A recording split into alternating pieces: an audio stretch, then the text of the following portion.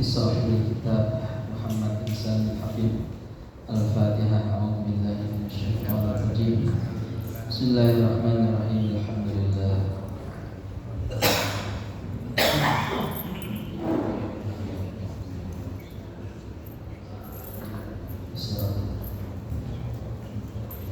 Ya, silakan seorang baca.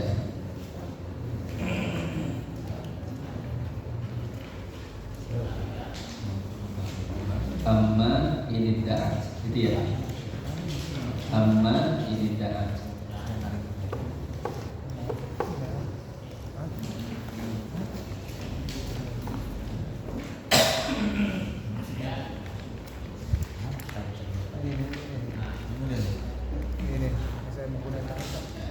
Dan kamu?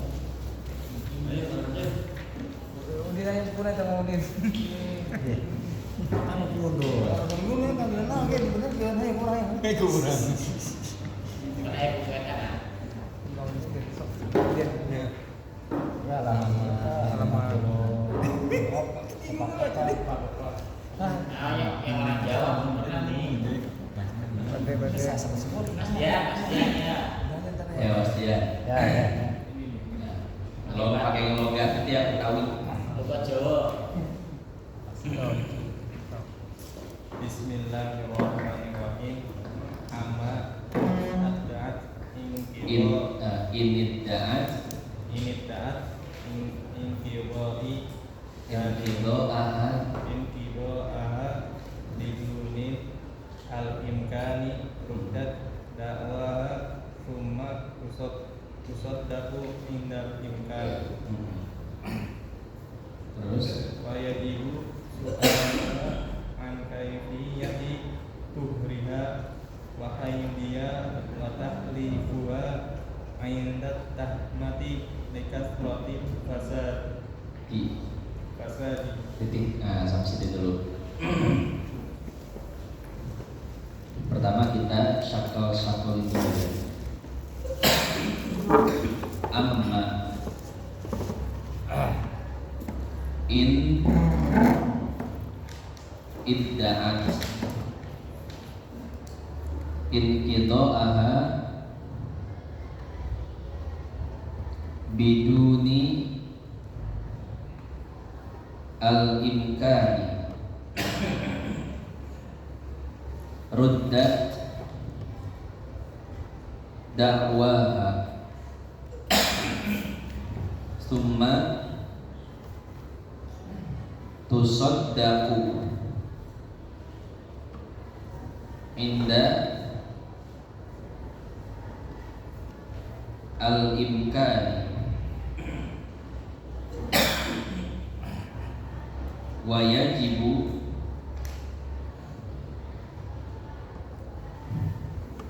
su'aluha an kaifiyati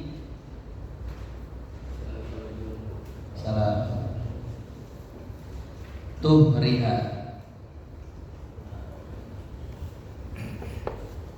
wa haydiha tuhriha wa haydiha wa tahlifuha inda at-tuhmati likathrati al-fasadi. Titik sampai situ dulu. Jadi kita masih dalam permasalahan apabila suami istri berbeda tentang rujuk. Kata suaminya, kata istrinya, kata suami, saya udah merujuk kok kemarin. Kata istrinya, kamu belum merujuk saya. Jadi yang dipermasalahkan merujuk ya. Suami masih tetap pengen berumah tangga, istri udah nggak pengen berumah tangga lagi. Ini gambarannya lagi berantem. Nah, kemarin itu dikatakan seperti ini. Apabila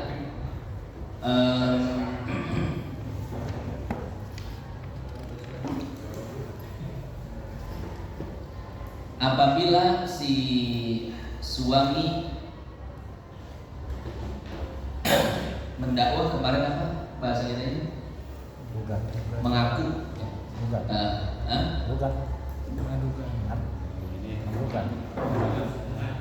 Mengadu. Dakwah, enggak mengadu. Menggugat, ya, menggugat. Apabila suami itu mengaku kalau dia sudah merujuk si istri, mengakunya itu masih dalam masa iddah, maka hukumnya bagaimana? Hukumnya iya, suami kan yang dimenangkan ya. Kalau misalkan suami bilang saya sudah merujuk kamu, kata istrinya belum. Nah, kalau misalkan pertikaian ini terjadi masih dalam masalah iddah, maka yang dipercaya suami, berarti masih suami istri, ya kan? Kalau seandainya udah selesai iddah, beda lagi. Suami bilang kemarin di masa iddah saya sudah merujuk, kata istrinya enggak, kamu enggak merujuk saya. Nah, siapa yang dipercaya? Nah, itu kan banyak perinciannya kemarin ya. Nah, salah satu perinciannya kayak gini. Apabila si istri itu menggugat atau mendakwah bahwasanya masa iddahnya sudah habis, ya. Apabila dia menggugat masa iddahnya sudah habis, jadi si istri bilang, Pak Hakim, si suami itu merujuk saya, masa iddah saya sudah habis, ya. Kata suami, enggak, belum habis. Nah, ini sekarang lagi berdebat masalah masa iddahnya. Nah, siapa yang dipercaya? Yang dipercaya laki-laki atau perempuan? Nah, sekarang dilihat dulu nih, ya. Di sini dikatakan amma. Oh, tadi belum diartiin ya? Belum. Iya, itu dulu. Amma, adapun.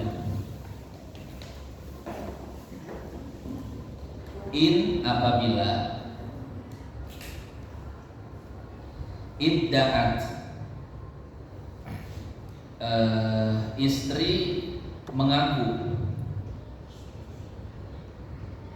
in qidha'aha, habis masa iddahnya,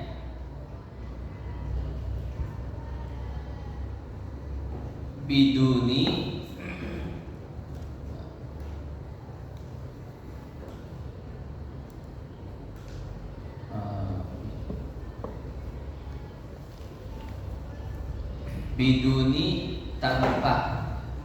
biduni tanpa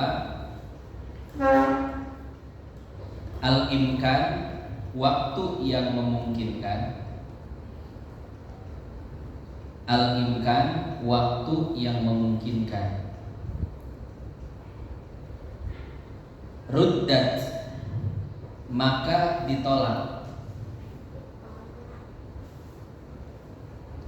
dakwah, pengakuannya. Summa, kemudian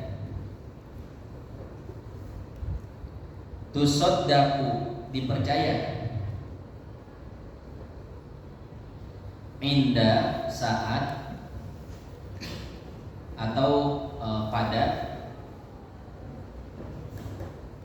al-imkan, waktu yang memungkinkan.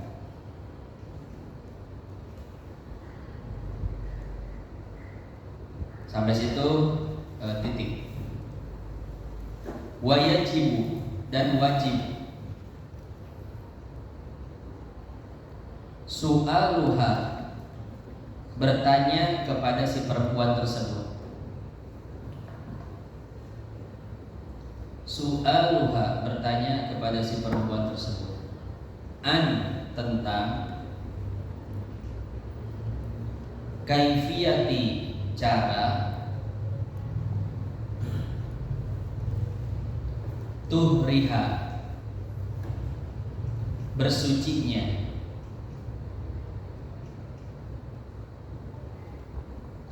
wa haidiha dan haidnya.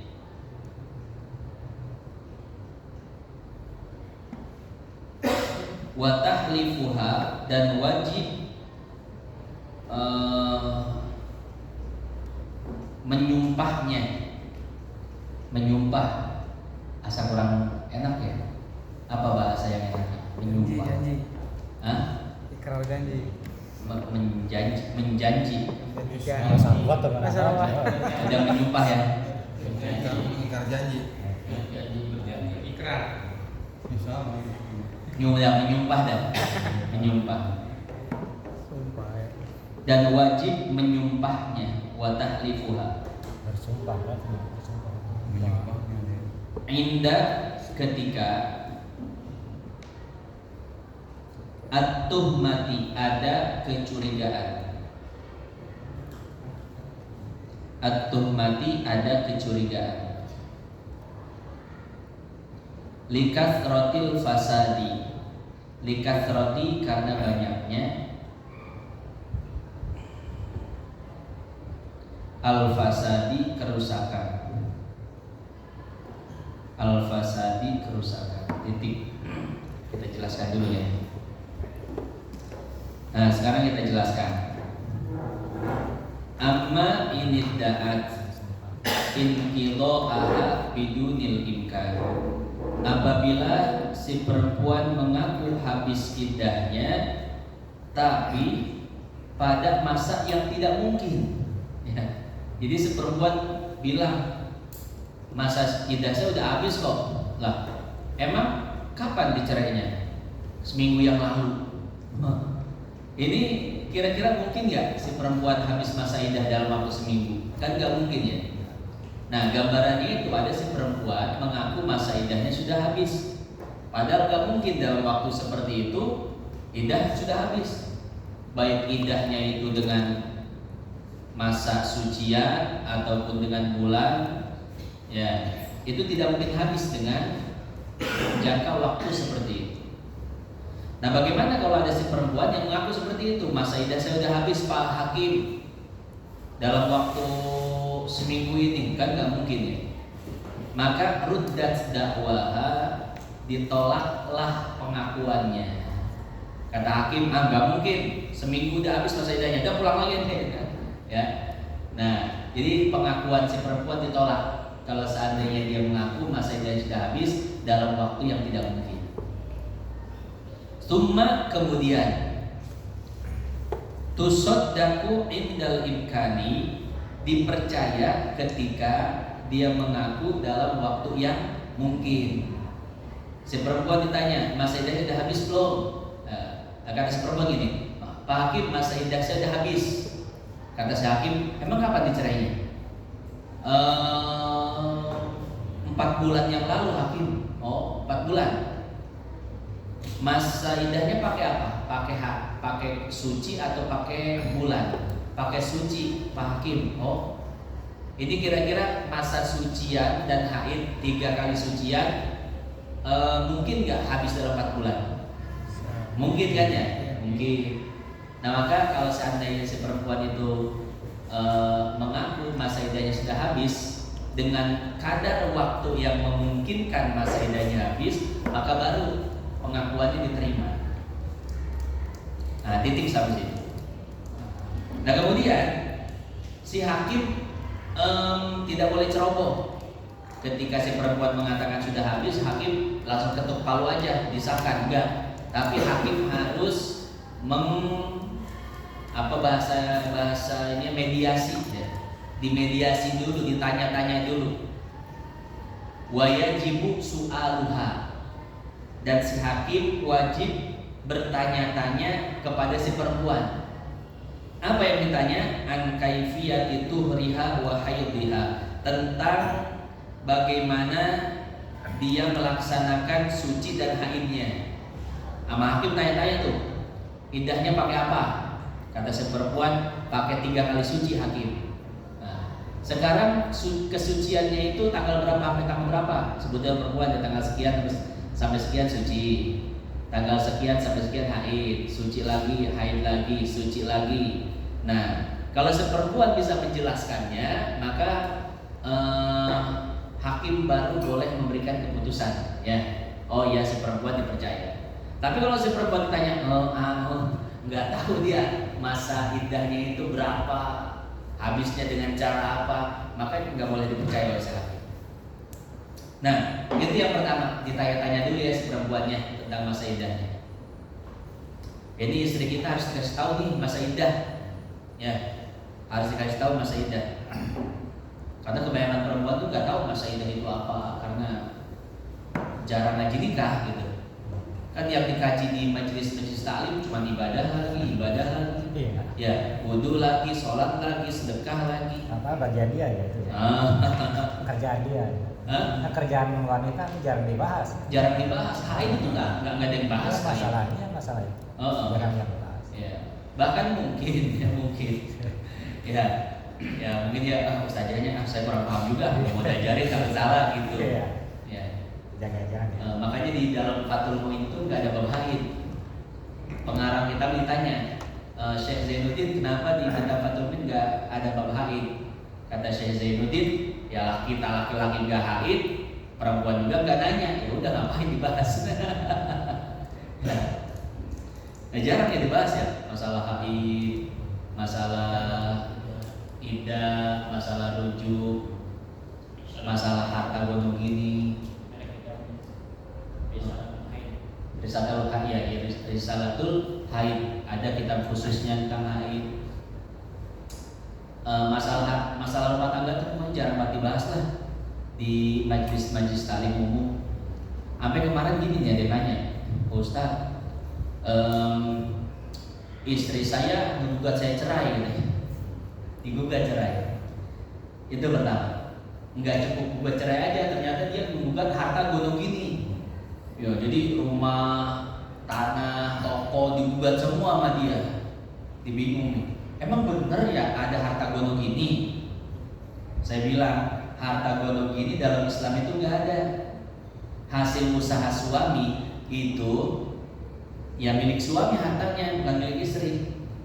Jadi kalau seandainya satu saat cerai, ya itu harta punya suami semua, istri nggak ada hak sama sekali.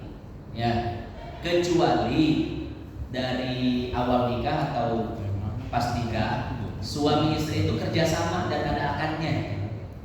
Suami ngeluarin modal, istri ngeluarin modal. Kemudian keduanya akad. Yuk kita kerjasama pakai akad. Nah, akhirnya kerjasama dia punya penghasilan. Nah, kalau cerai baru itu ada harta gonung gininya. Tapi kan kebanyakan orang suami istri ada yang begitu. Ayo suamiku berarti modal berapa? Kata istri. Ya. Nih 50 juta kata istri, yang saya juga 50 juta nih. Ayo kita kerja sama, kan nggak ada ya? Nggak ada. Kalaupun ada, maka baru itu ada harta gonung gini. Ya. Jadi adanya harta gonung gini itu kalau seandainya suami istri ketika nikah atau masih ketika berumah tangga itu akad kerjasama. Kalau nggak ada akad kerjasamanya, cuma misalkan istri nemenin suami usaha, suami kesini ditemenin, suami kesana ditemenin, uang suami dijaga, uang suami diatur. Itu nggak ada bagiannya. Kan istri ngelakuin itu ikhlas lillahi ta'ala, ya enggak? Maka ketika cerai itu harta punya suami semua, nggak ada harta gonong ini. Nah jadi kemarin itu ada yang ngadu, itu harta suaminya digugat semua, harta gonong gini. Nah ini kan karena ini ya, karena nggak pernah dipelajari tuh. Soalnya di hukum pemerintah, di hukum perdata itu ada harta gonong gini. Jadi kalau suami istri bercerai, nanti istri itu dapat 2,5% harta suami. Kalau di hukum ini ya, hukum perdata, hukum pemerintahan. Ini kan memang sebagian masih hukum kapitalis, hukum Belanda, belum dirubah itu sebagian ya. Nah, dalam syariat itu nggak ada itu harta gonong gini, kecuali tadi gambarannya suami istri kerjasama dan ada akadnya, ya. Nah ini makanya istri Abi. Tapi mungkin banyak kan kalau udah suami istri punya harta ya dianggap harta bersama gitu. Iya, salahnya begitu. Itu salah tuh. Ketika sudah berumah tangga dianggap harta bersama itu salah. Sebetulnya harta suami, harta istri, beda. Nggak ada harta milik bersama. Kecuali tadi gambarannya suami istri kerjasama, akad bareng, usaha bareng, baru harta bersama. Ya. Iya. Iya. Iya. Kalau perjanjian pernikahan mana? Perjanjian. Apa perjanjiannya? Ya kalau masalah harta itu nanti kalau udah bercerai bagaimana gitu harus kemana gitu bagi dua. Biasanya gimana perjanjiannya? Masalah Kalau rumah tangga nih, ini kan hasil punya suami, jangan sama istri gitu. Gimana? Kalau semua udah cerai cuma ya ini tangan punya suami, nanti kalau udah nikah jadi jangan menuntut gitu, ini punya suami. kayak serigot kali ya. Kayak serigot nikah bukan ya? Bukan. Janjinya sebelum nikah. Iya sebelum nikah perjanjian. Gimana bunyi janjinya? Harus jelas dulu. Saya mau nikah kamu, tapi ini harta saya, Iya, itu maksudnya. jangan gugat. Oh, Kalau sama iya. saya, Sebetulnya tanpa janji juga dalam syariat nggak ada. Itu tetap milik suami. Ya. Pokoknya gini, secara syariat harta milik suami itu milik suami, nggak punya istri. Walaupun di sana ada hak istri buat nafkah, gitu. Makanya tetap istri itu nggak boleh mencuri harta milik suami. Kalau seandainya istri mengambil harta milik suami tanpa sepengetahuan, tanpa izin, dosa tetap istrinya. Ya, istrinya dosa. Karena itu harta milik suami. Kecuali suaminya pelit. Kalau suaminya pelit, nafkah aja nggak dikasih, baru boleh ngambil harta suami sekedarnya.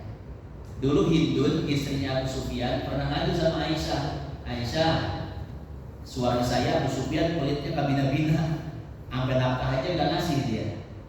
Bagaimana nih nasib saya dan anak-anak? Maka kata Aisyah, dah ya, khudi qadra ma yakfiki laki wali auladiki. Jadi ambil udah harta Abu Sufyan itu curi aja kata Aisyah. Cuman sekedar nafkah saja, nggak boleh lebih. Kalau lebih dosa gitu. Jadi harta suami milik suami, harta istri milik istri. Nggak ada istilah harta bersama. Kecuali satu gambaran, suami istri akan kerjasama, sama-sama dagang, ya. Dagang itu ada akadnya ya. Nah, kalau nggak ada akadnya ya itu berarti harta suami, harta istri. Nah, misalkan ada perjanjian, nanti kalau sudah nikah ini harta saya punya saya, jadi enggak. Sebetulnya tanpa perjanjian aja itu emang sudah punya dia gitu, nggak bisa diganggu gugat. Harta istri misalkan, istri dapat warisan dari orang tuanya, itu harta istri. Suami nggak ada hak, ya nggak ada hak.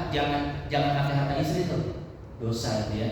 Kecuali istrinya yang ngasih, istrinya yang ngebolehin, itu nggak jadi masalah. Ya kalau di masyarakat kan gini, nih peredarannya nih. Harta suami harta istri juga, harta istri betul nggak? Itu teori bikinan perempuan aja itu, buat ngakalin suami. Makanya kan duit suami suruh pegang sama perempuan kan ya? Harta suami, harta istri bukan harta suami. Iya, begitu. Apa? Iya. Teori kamu sama. Tinggal prakteknya doang. Iya. Nah, jadi ada ayat kayak gini, wala tu'tus sufaha'a amwalakum. Jangan kalian berikan harta kalian kepada sufaha. Siapa sufaha? Ahli tafsir mengatakan perempuan dan anak-anak. Begitu pula orang gila. Intinya jangan kau serahkan urusan harta kalian kepada orang yang tidak bisa mengatur uang.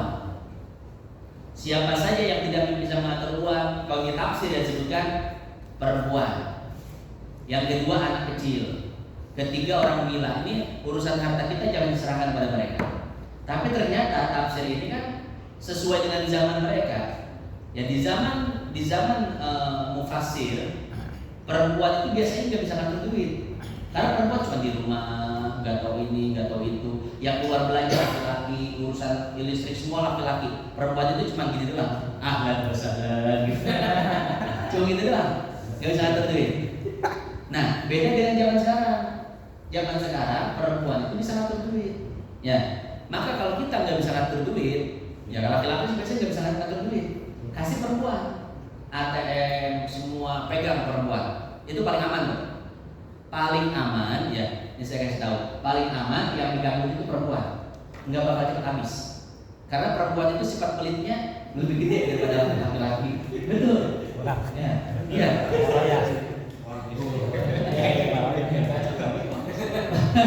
Perempuan sifat pelitnya lebih gede daripada laki-laki.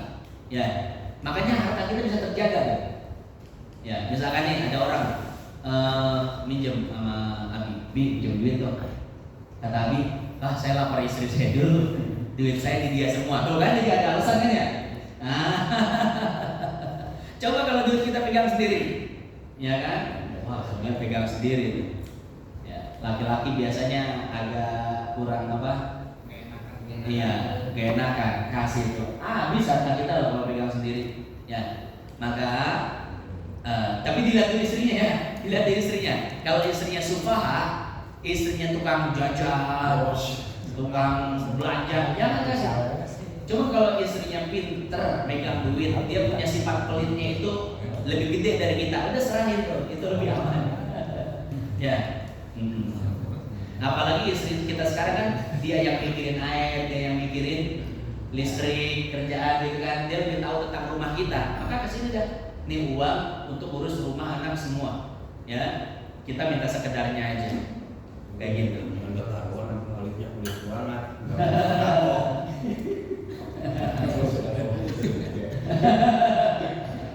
Ya.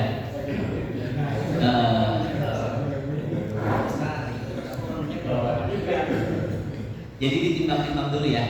Jadi dalam rumah tangga nih kalau misal kita yang pintar megang duit dan kita megang duit, istri bisa nggak pintar megang duit. Tapi kalau istri yang pintar megang duit kasih istri, ya jangan megang sendiri cepat habis. Ya. Nah jadi seperti itu. Nah makanya apa namanya ya? Iya pengajian di majelis taklim itu kan jarang sekali bahas masalah begini ya, masalah nafkah, masalah cerai, masalah rujuk, masalah iddah, masalah haid, itu jarang sekali di majelis taklim. Yang dibahas lagi-lagi sholat, wudu, sedekah, sholat, wudu, sedekah. Nah jadi seperti itu. Iya.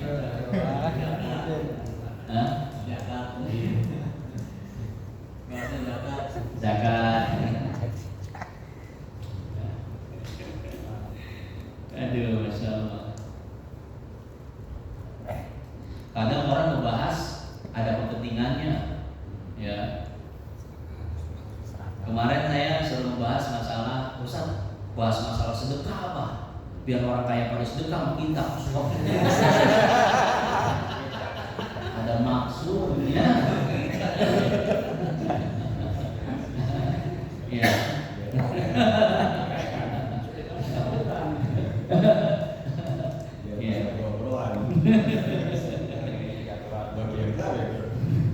Nah kita lanjut.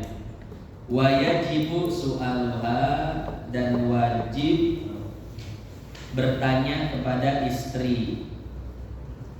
Jadi yang nanya si hakim ya. An kaifiyati turiha wa biha. Ditanya-tanya dulu. Ya. Apa masa iddahnya, dengan bulan atau dengan 3 kali suci. Terus 3 kali sucinya bagaimana caranya? Tanya-tanya dulu tuh perempuannya. Itu yang pertama. Yang kedua, wa tahlifuha, dan wajib disumpah. Nah, si perempuan itu wajib disumpah tuh. Jadi kalau sudah memberikan pengakuan, si hakim bilang, berani sumpah nggak? Berani hakim. Oh, dia sumpah akhirnya. Maka sudah si perempuan yang dimenangkan hukumnya. Tapi kalau si perempuan nggak berani sumpah, hakim juga harus bilang gini, kalau engkau bohong, azab Allah akan menimpamu di dunia dan di akhirat. Tapi kalau engkau benar, jangan takut. Nah, jadi harus ada penekanan mental dulu ya. Iya. Wa tahlifuha inda tuhmah, ketika ada kecurigaan, hakim curiga nih kayaknya perempuan bohong nih. Ya. Nah, kalau ada kecurigaan disumpah. Kalau nggak ada nggak usah. Likasratil fasad, karena banyaknya kerusakan. Ya, apalagi rumah tangga orang yang jarang ngaji. Itu masya Allah. Dan memang yang banyak nanya masalah rumah tangga ke saya itu memang banyak yang nggak pernah ngaji. Ya, masalah cerai, masalah nafkah, masalah tadi harta gono gini dan lain sebagainya. Kalau yang sering ngaji sih tenang. Punya istri sering ngaji itu maunya apa namanya ya?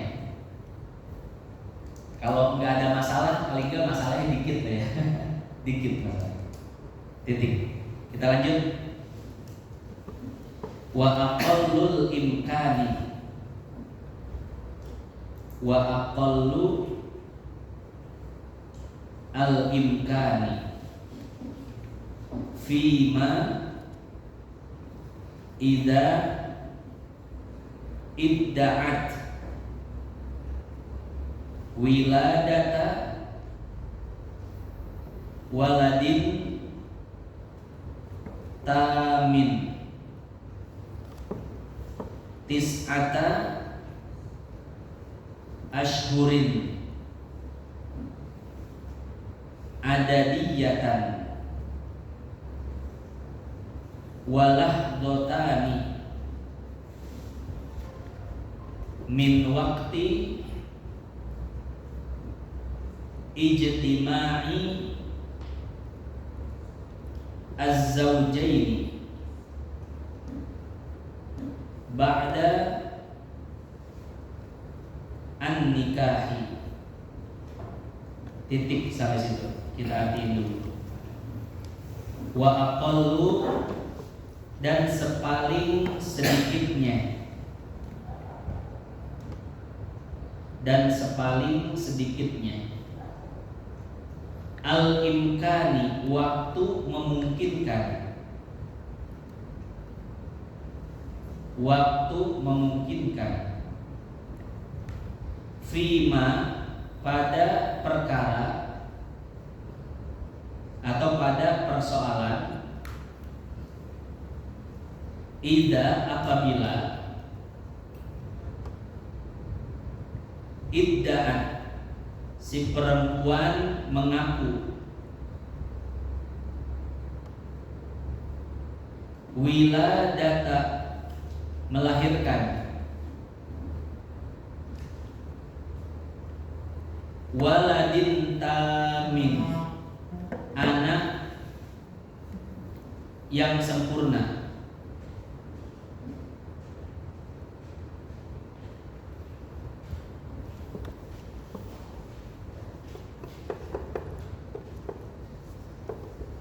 Tis'ata, yaitu tis'ata ashhurin. Tis'ata yaitu 9 ashhurin, bulan. Adadiyatan, hijriyah. Hijriyah.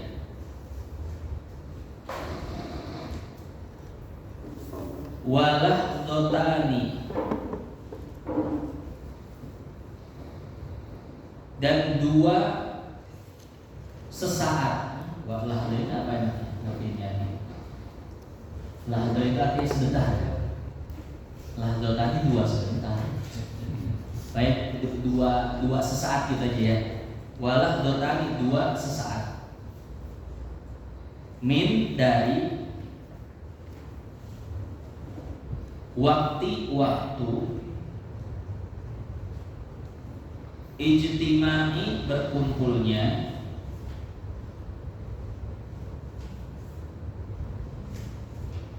berkumpul maksudnya bertemu gitu ya. Az-zawjaini, pasangan suami istri ba'da setelah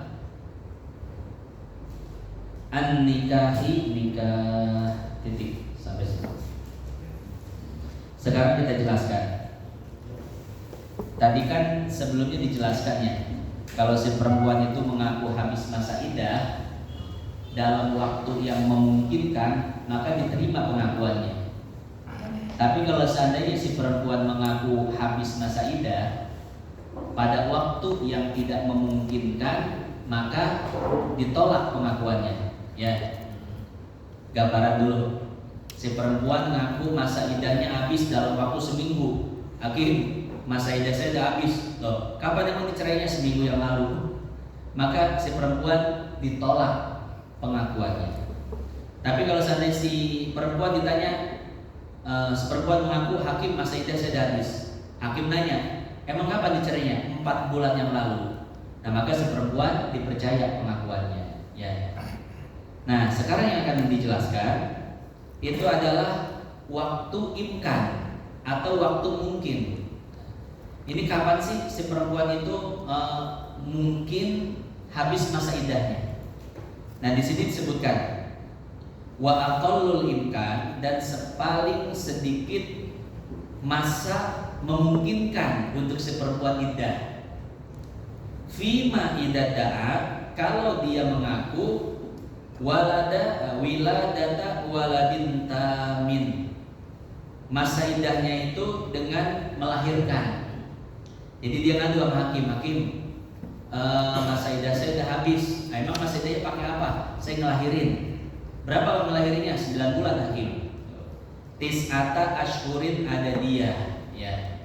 Di seperempuan ngaku masa iddahnya sudah habis karena sudah melahirkan. Bagaimana, dipercaya atau tidak? Ya.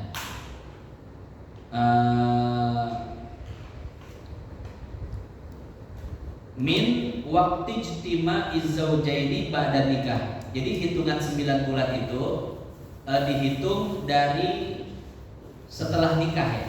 Jadi setelah nikah itu kapan si laki-laki dan perempuan mungkin bersatu, mungkin ketemu. Oh, habis nikah langsung ketemu.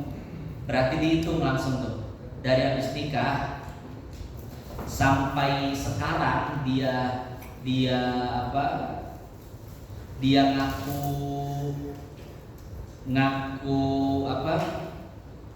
ngaku habis masa iddahnya udah berapa bulan. Oh, ternyata habis nikah sampai sekarang dia ngadu itu udah 10 bulan. Nah, berarti udah lewat kan masa melahirkannya yang 9 bulan, maka dipercaya. Tapi kalau seandainya si hakim nanya, lah emang nikahnya kapan? Salam. Nikahnya 8 bulan yang lalu, lah baru 8 bulan ini. Katanya pakai ngelahirin, lahirnya ngelahirin biasa kayak orang-orang 9 bulan. Kok sekarang udah habis? Nah, maka si perempuan tidak bisa dipercaya, kayak gitu ya. Jadi sekali lagi saya ulang. Jadi kalau si perempuan itu ngadu, wahai hakim, masa iddah saya udah habis. Hakim nanya, masa iddahnya apa? Ngelahirin. Ngelahirin bagaimana? Ngelahirin sempurna 9 bulan. Emang kapan akadnya? 8 bulan yang lalu. Oh, berarti gak diterima ini. Bohong dia. Nah, tapi kalau seandainya ngadunya, kata si perempuan, wah, saya nikah udah setahun yang lalu hakim. Nah, maka diterima pengakuannya. Karena dalam waktu setahun memungkinkan seseorang untuk melahirkan. Ya. Lanjut. Nah, jadi sekarang kita ini lagi membahas tentang waktu-waktu kemungkinan si perempuan ya. Waktu-waktu kemungkinan si perempuan masa iddahnya habis. Nah, itu yang pertama. Yang walah zotani apa bisa jadi ya kayak orang nikah terus dikasih dua sesaat itu udah dikasih katakanlah 2 jam gitu misalnya bisa 2 jam karena habis nikah kemudian dia berkumpul itu berarti kan jima ya bisa jadi entah 10 menit lah 10 menit jadi sudah dia memungkinkan maksudnya apa sperma gitu ya. Kebuang. Jadi kan terhitung dari situ baru kemudian dari mana 9 bulan 9 bulan masa apa melahirkan. Jadi kalau ada perempuan aku dia masa idahnya selesai itu, kalau buat yang wanita yang hamil adalah terhitung 9 bulan itu paling sedikitnya dari pertama kali nikah, terus ditambah ada 2 jam atau 10 menit ya, ukuran kita orang terjadi pertemuan antara sperma dengan sel telur gitu. Nanti nggak paham Teori ini macam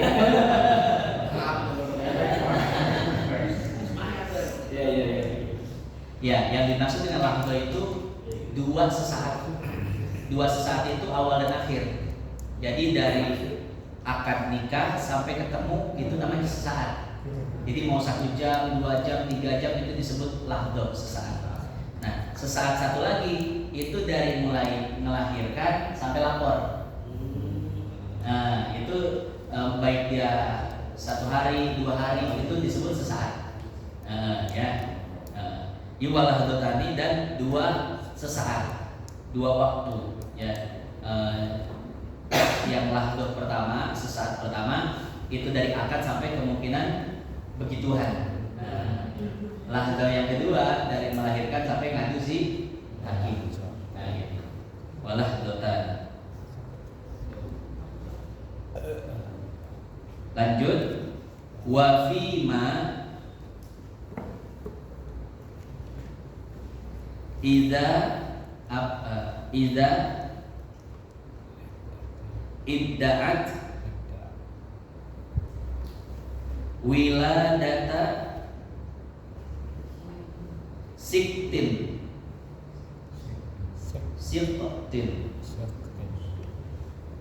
musawwarin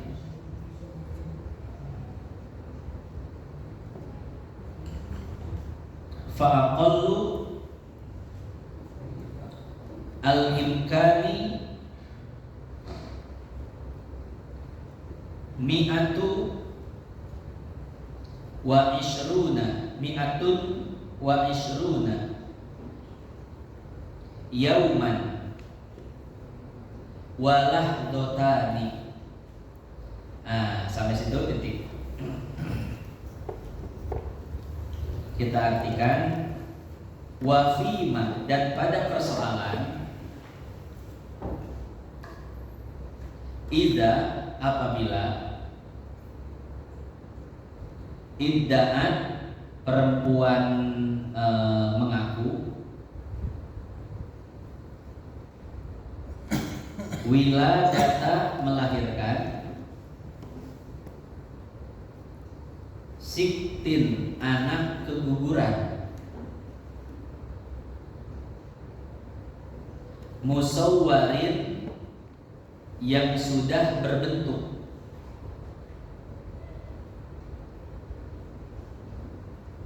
fa'aqallu, maka sepaling sedikitnya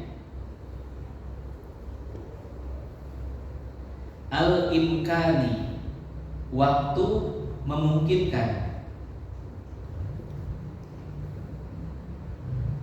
mi'atun wa isruna, yaitu 120, mi'atun wa isruna, yaitu 120,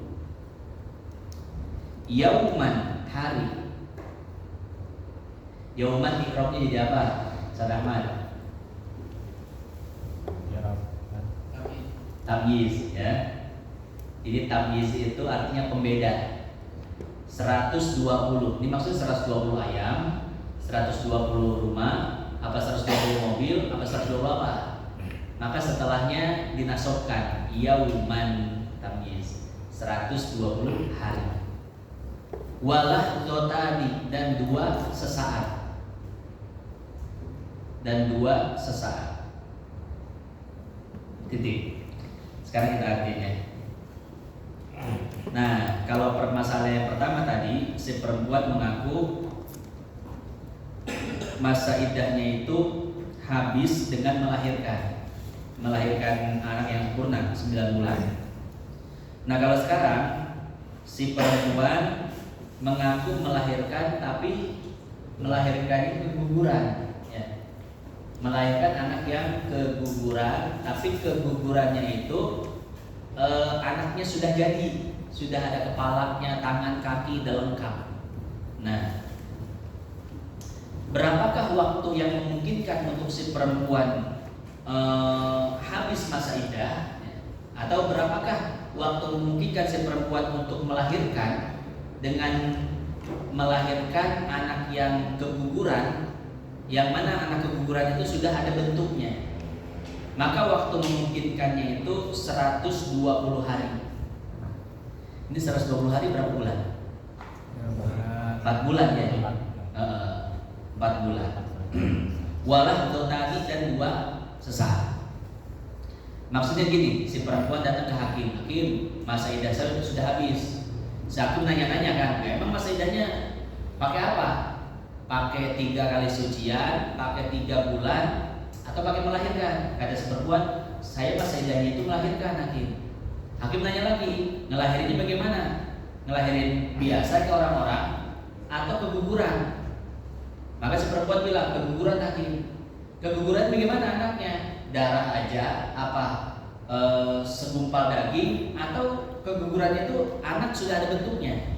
Kata si perempuan, anak sudah ada bentuknya. Wah, maka kalau sudah jelas seperti ini, hakim langsung punya gambaran, ya, masa iddah yang memungkinkan kalau si perempuan itu keguguran, terus si anaknya itu sudah ada bentuknya, itu adalah 4 bulan 120 hari. Nah, tinggal ditanya nih si perempuan nih, ya. Si perempuan tinggal ditanya dari mulai dia kawin sampai keguguran, ya, sampai dia keguguran, nah itu ada nggak 120 hari, gitu kan? Atau 4 bulan. Akhirnya si hakim nanya, ini kuncinya nih. Tadi kan udah diinterogasi dulu ya, tanya dulu. Nah sekarang intinya, si hakim nanya, emang dari mulai berarti bukan dari mulai apa? Disamain nama yang pertama ya, dari mulai kumpul sama suami, dari mulai begituan ya, bukan dari mulai akad ya, dari mulai mungkin begituan sampai sekarang dia ngadu, ditanya sama hakim, terakhir begituan kapan tuh? Sebelum hamil. Sebelum hamil begituannya kapan? Oh itu 5 bulan yang lalu, hakim katanya. Ya.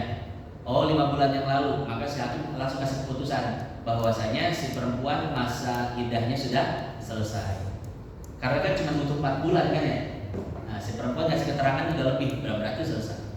Nah kalau si perempuan bilang kayaknya baru 3 bulan kemarin, hakim, kata hakim, oh ada bohong. Ya, orang perempuan yang hamil keguguran dan kegugurannya itu anak sudah lengkap, ada bentuknya, itu 4 bulan. Ente ngaku 3 bulan, nah, berarti bohong itu. Ya, maka ditolak kesaksiannya atau pengakuannya oleh hakim. Ya.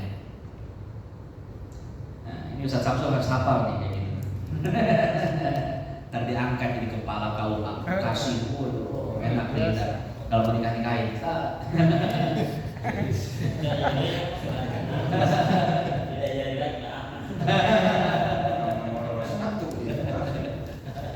Saat hayang kawin deui siap, surat ke siap kabeh. Urusannya gampang. Bisa bikin grup muhalil ini. Buat daftar kayak kalau ya insyaallah. Kayaknya Ustaz Sadi langsung daftar pertama. Grup muhalil ini. Komunitas muhalil. Ntar bikin aplikasinya ambil, bisa di download di Google Play Store ya. Mau pilih muhalil yang mana? Muka Rasid, Ustaz Ahmad, Pak Ade. Ya. Bisa pilih tuh, ada motor-motor yang pilih muhalil. Jangan itu. Mustafa. Ya. Lanjut ya. Wa in idda'an wiladata mudghatin bila suratin zahiratin fa aqallu al-imkani samanuna yauman walahdotani. Oh iya, tadi walahdotani belum dihitung ya.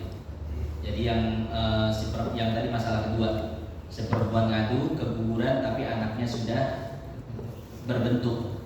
Nah, lahdotani itu awal dan akhir ya, sama ya.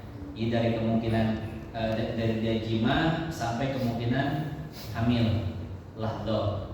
Terus dari mulai dia hamil sampai ngadu, lahdo yang kedua. Sekarang kita artiin. Wa in, dan apabila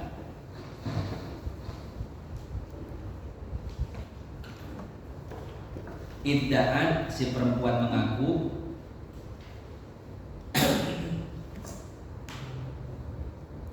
wiladata, melahirkan, mudghatin, segumpal daging, bila suratin, tanpa bentuk, zahiratin, yang jelas, fa aqallu, maka paling sedikitnya, al-imkani, waktu memungkinkan, samanuna, yaitu 80. Samanuna, yaitu 80. Yauman, hari.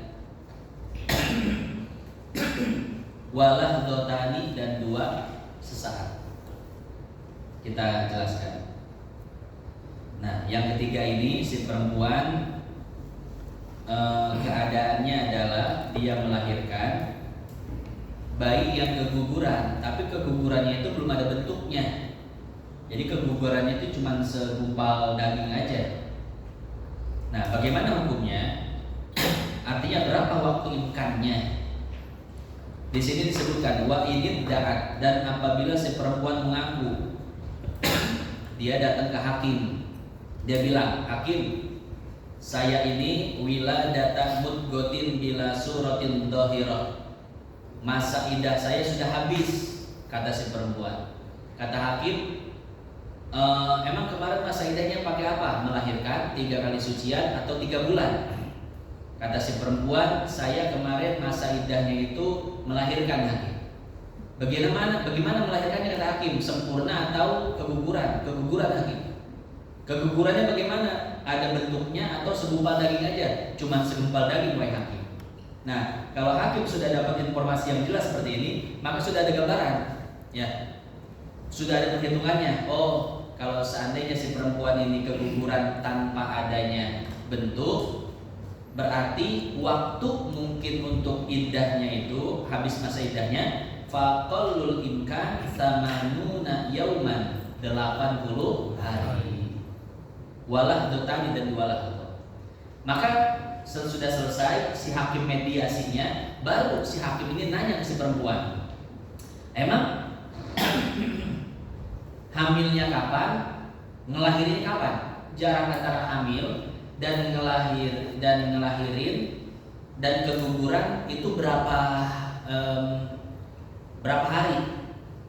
Kata si perempuan, oh itu udah 100 hari, hakim.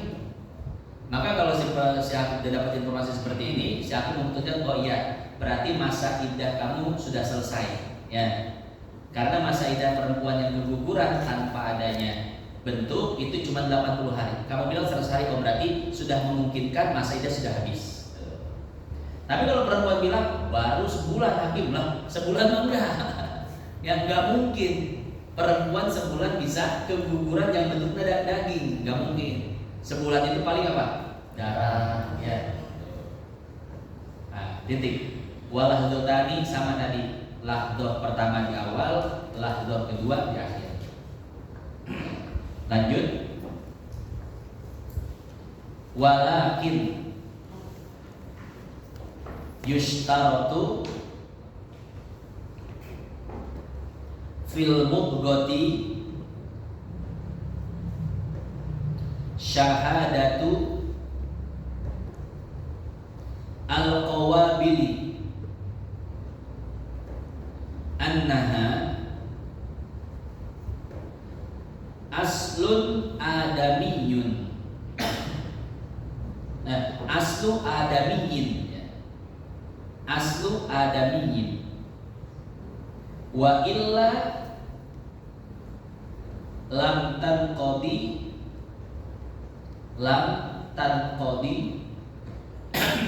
biha titik.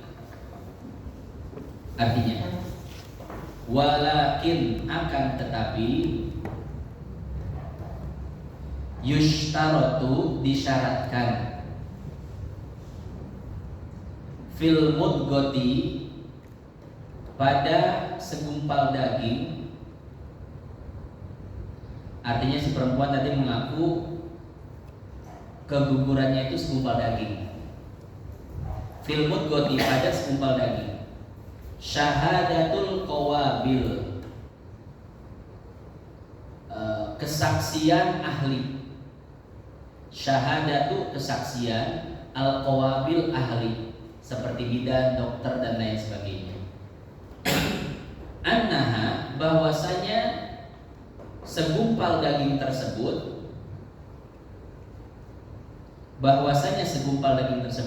aslu adamiyin, cikal bakal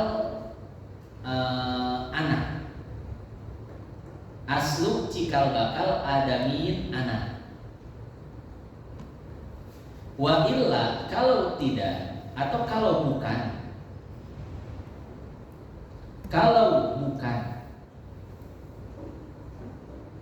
lam tanqadi maka tidak habis masa idahnya.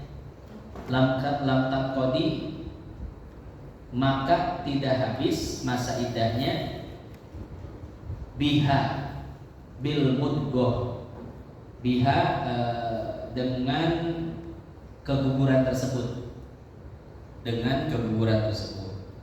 Sekarang kita jelaskan. Jadi kan permasalahan yang ketiga ini, si perempuan mengaku dia keguguran dan keguguran itu hanya segumpal daging. Nah, disyaratkan untuk menentukan segumpal daging ini cikal bakal anak atau emang daging biasa gitu. Ini harus kesaksian ahli dulu ya, bidan atau dokter dan lain sebagainya, atau dukun beranak maksudnya ya, bukan dukun yang channel itu. Samsudin. Di RT kita ada nggak sih yang namanya Samsudin? Tukang ayam. Samsudin. Ngomong tentang ya sekarang pas padepokan ini ditutup dia jualan baju di TikTok. Bacaan bajunya tenang. Pada ngikutin gak sih cerita ini Samsudin PS pesulap merah? Tahu sih. Jadi gini, kemarin ada pertanyaan dari Haji Sihab. Haji Sihab ngirim, iya bener tes iya aja. Jadi ada video kutip kayak gini videonya. Rasulullah tidak menyukai lelaki yang berpakaian merah. Iya betul nggak emang? Gitu ya. Artinya gini, apakah boleh kita pakai baju merah gitu? Ya. Akhirnya saya jawab. Cuman sebelum saya jawab saya mikir dulu, wah ini kayaknya politisasi hadis nih. Ini kayaknya postingan ini bikinan pengikutnya Samsudin. Buat nyerang pesulap merah. Ya. Jadi apa hukumnya memakai baju merah? Ya. Nah, pertama, para ulama berbeda pendapat ya. Sebagian ulama itu mengatakan haram pakai baju merah.